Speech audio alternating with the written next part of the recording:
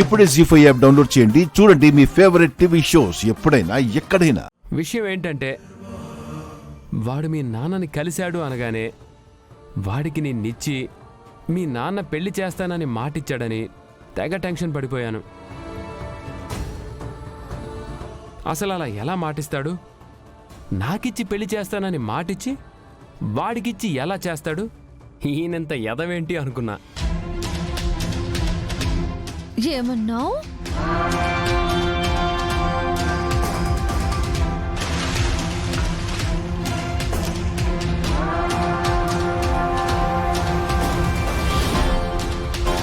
ఇదేంటిలా సాంబార్ పోసావు? సాంబార్ కాదు, యాసిడ్ పోస్తా. మా నాన్నని పట్టుకుని అంత మాట అంటావా? చెప్పేది పూర్తిగా వినవా? అంత తొందర ఎందుకు? కొత్త షర్ట్ పాడైపోయింది అలా అనుకున్నాను, కానీ నిజం తెలిసాక మీ నాన్న దేవుడని అర్థమైందనే లోపు సాంబార్ అభిషేకం చేసేశావు. మీరనుకున్నా నా ముందు చెప్తే అలాగే కోపం రాదా నాకు? నాకేం తెలుసు నీలో ఈ యాంగిల్ కూడా ఉందని. సర్లే, విషయం ఏంటంటే ఆ అనుమానం భయంతో మా అమ్మా నాన్నలతోనే మాట్లాడిద్దామని నేరుగా మా వాళ్ళతో మీ ఇంటికే వచ్చాను. ఏంటి, మీ వాళ్ళని తీసుకుని మా ఇంటికి వచ్చావా? మరి నేను మాట్లాడేశాను కదా, అందుకే మా వాళ్ళని తీసుకొచ్చాను. మాట్లాడారా? మాట్లాడాం.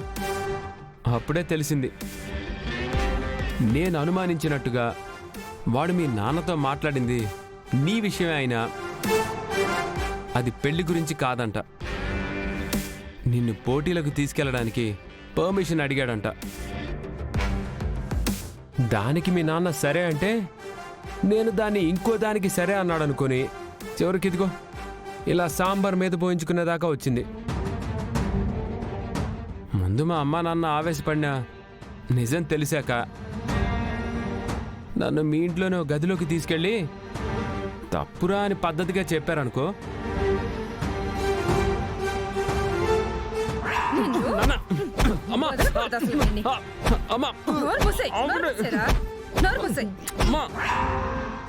గదిలో నుంచి బయటికి రాగానే మన పెళ్లి చేయాలన్న టాపిక్ వచ్చింది.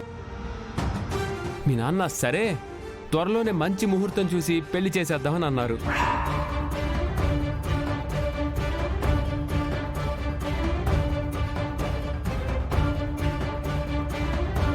అదనమాట గుడ్ న్యూస్. ఇప్పుడన్నా స్వీట్ తీసుకోండి. మీరు చెప్పింది ఇంత క్లియర్గా చెప్పినా అర్థం కాలేదా? త్వరలోనే మా ఇద్దరి పెళ్లికి ముహూర్తం పెట్టిస్తామన్నారు. సాక్షాత్తు మీ నాన్నగారే మాటిచ్చారు కాబట్టి ఇక మన పెళ్లి జరిగిపోయినట్టే. నేను హ్యాపీ, నువ్వు హ్యాపీ కదా. ఒక గుడ్ న్యూస్ చెప్దామని వస్తే నన్ను సాంబార్లో ముంచేశావు. సరే, చేసేదే ఉంది, పోయి కడుక్కోవడం తప్ప. స్వీట్ తినండి. వద్దులేండి, మేమిద్దరం క్యారెట్ షేర్ చేసుకుంటాం. సరే, దీన్ని ఒక ముఖ్యమైన వ్యక్తికి ఇవ్వాలి. వస్తాను, బాయ్. అతను స్పృహలోకి వచ్చేదాకా ఎదురు చూస్తూ కూర్చుంటే ఈలోపు నన్ను బయటికి గెంటేసి వాళ్ళిద్దరూ ఒకటయ్యేలా ఉన్నారు. అదేమో కాలేజ్ అని బయటికెళ్తుంది, శ్రీను బావేమో ఇంట్లో నా ముందు ఉండలేను అంటూ బయటికని వెళ్ళి ఇదిగో ఇద్దరు కలిసి ఇలాంటి వేషాలు వేస్తున్నారు. మరిప్పుడు ఎలాగే? ఏం చేస్తావు? ఇంకా చూస్తూ ఊరుకుంటే లాభం లేదమ్మా. ఆద్య వాళ్ళ నాన్న రావాలని చూస్తూ ఉంటే అతను వచ్చేసరికి జరగాల్సిన నష్టం అంతా జరిగిపోతుంది. అమ్మో, అందుకని ఇక అతను స్పృహలోకి ఎప్పుడు వస్తాడా అని ఎదురు చూడదలుచుకోలేదు. ఈ ఫోటో ఉందిగా, ఇది తీసుకెళ్ళి ఆద్య శ్రీను బావ కలిసి నాకు అన్యాయం చేస్తున్నారని రచ్చ చేస్తాను. ఆద్య ఇలా చేస్తుంటే నా కాపురం ఎలా నిలబడుతుందని నిలదీస్తాను. ఇది చూసాక కూడా ఇంకా దాన్ని ఇంట్లో పెట్టుకునే అంత మంచితనం వాళ్లకు ఉండదు కదా.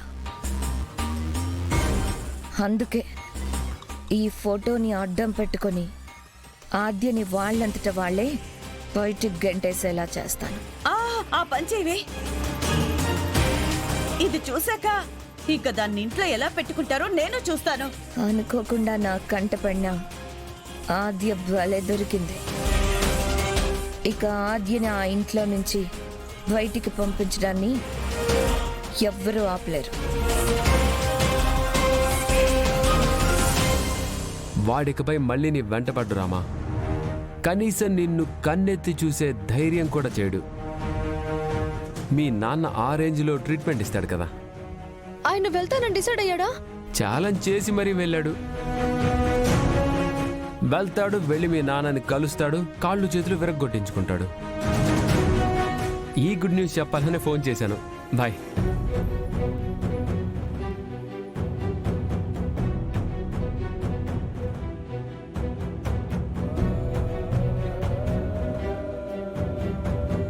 సార్ వచ్చి నాన్నతో మాట్లాడితే ఇంకేమైనా ఉందా? భగవంతుడా.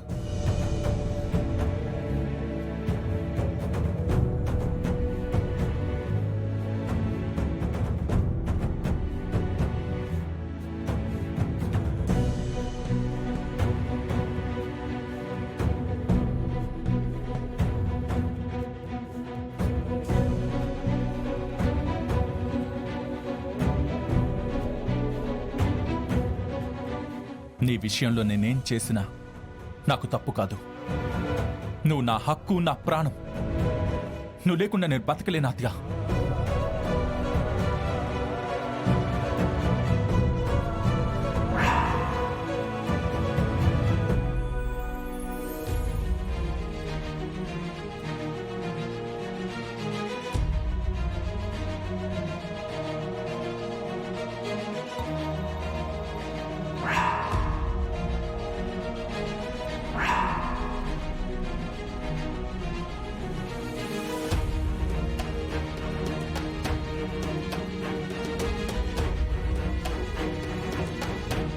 ఏంటి అలా చూస్తున్నావు?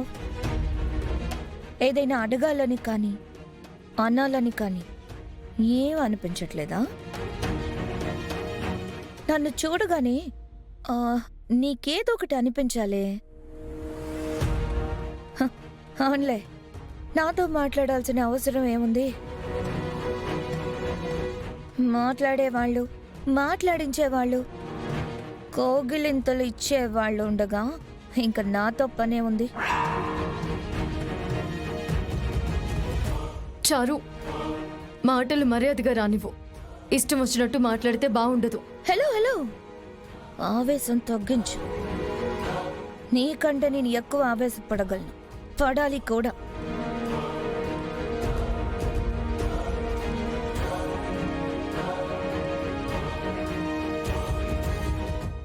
జీ5 యాప్ డౌన్లోడ్ చేసి అన్ని ఎపిసోడ్స్ పూర్తి ఉచితంగా చూడండి.